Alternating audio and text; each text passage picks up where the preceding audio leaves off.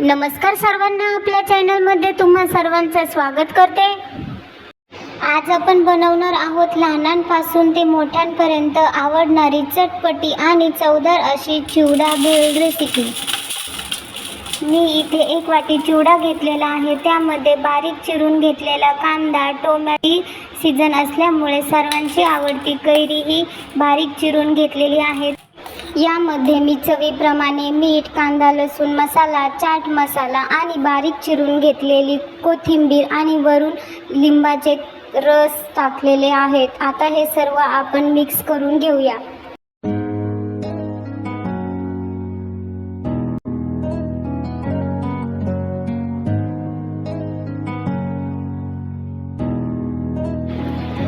तर तयार आहे आपली चटपटी अशी सर्वांना आवडणारी चिवडा भेळ रेसिपी।